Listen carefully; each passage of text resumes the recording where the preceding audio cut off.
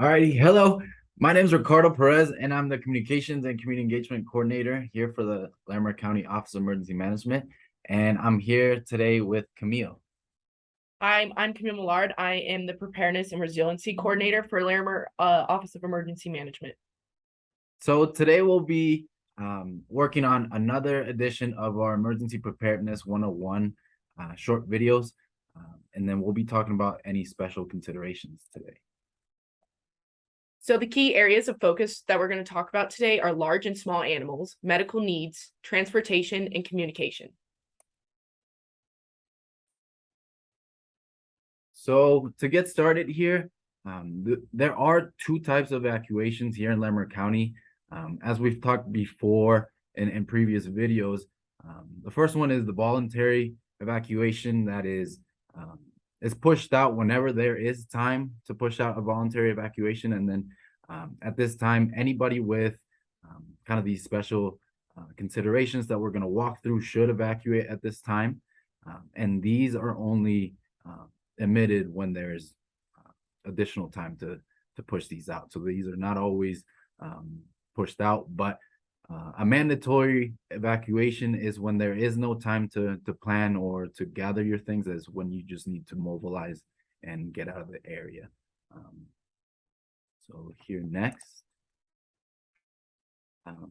Another thing that we're going to talk about today is when you have large animals. So anything from livestock to equine, large animals, you need to be able to plan for an evacuation here.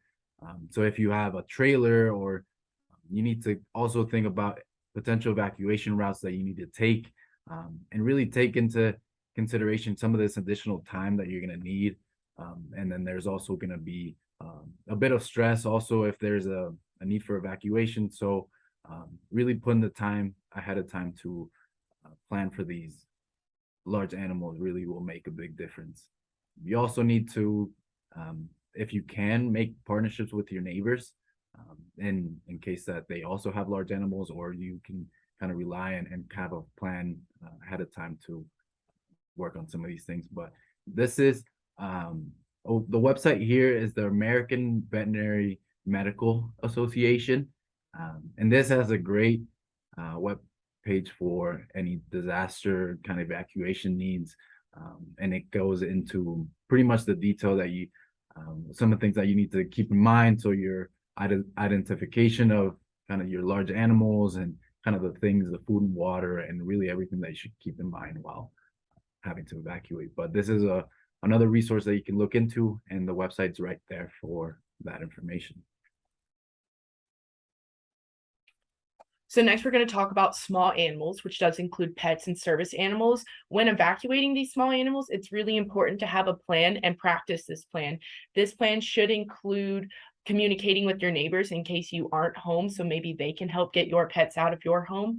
This plan should include having access to your vet records and your medication, pet medication, and such as your rabies vet records and the Bordetella shots. Also, you need to plan to have a small crate for your pets, because at these shelter locations, you will be required to crate your pets. Also, for your small animals, make sure you go ahead and plan to make sure you're bringing food and water for these animals. Next, we're going to talk about medical needs. So with the special considerations you need to be considering, you need to think about what type of medication you have, maybe potentially getting a 3-month supply of your medication before disaster strikes, so you're not thinking about where to find your medication while also trying to evacuate. Also, having a plan for transportation and storage of any medications you have that might include refrigeration. A good idea is to have a medication list that has the dosage and frequency you need to take your medications with you, included in like your go bag or anything.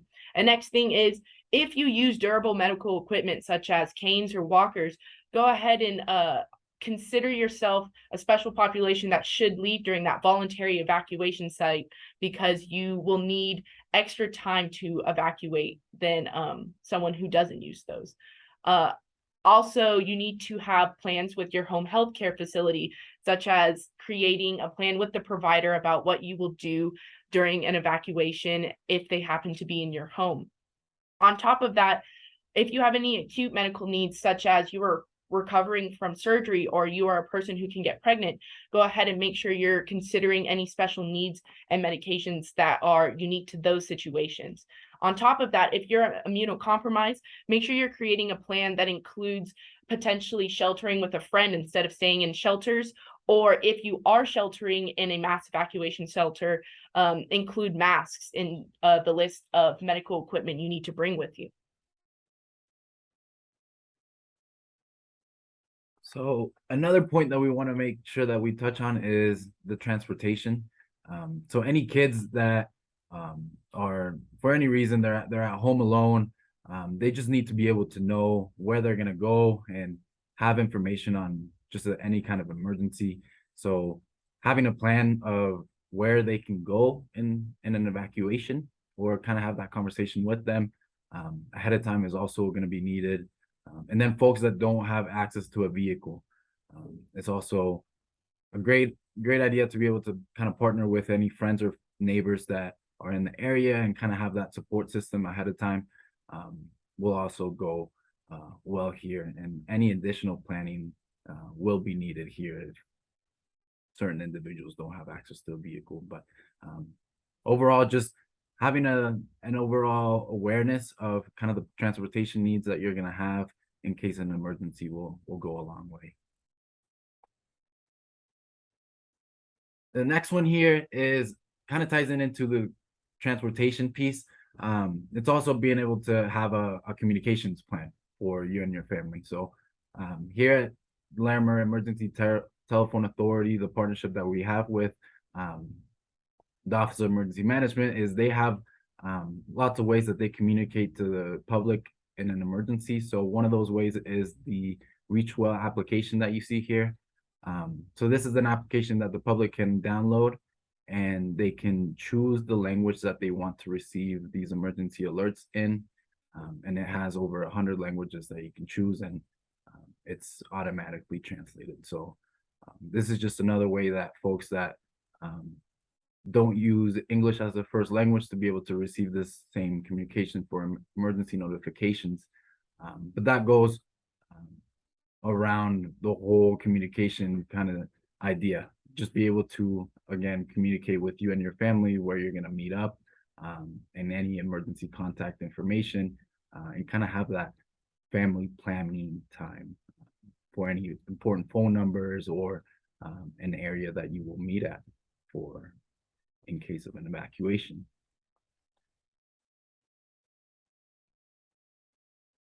So that was the quick video for today. We did go over just any special considerations, and it is important that we didn't cover all the special considerations that may go into a preparedness plan for an emergency, but these are some that you can get you started in thinking some of the things that you might need to incorporate in your plan. Camille, is there anything like that? Just also with LEDA, you can, when signing up for the LEDA notification system, you can go ahead and denote on your account any special considerations and medical needs you have. And so that way we do have information on you and on your file about any considerations that need to require with an evacuation for you. Thank you so much for taking this time to listen to us, and I hope you guys have a great day. Thank you.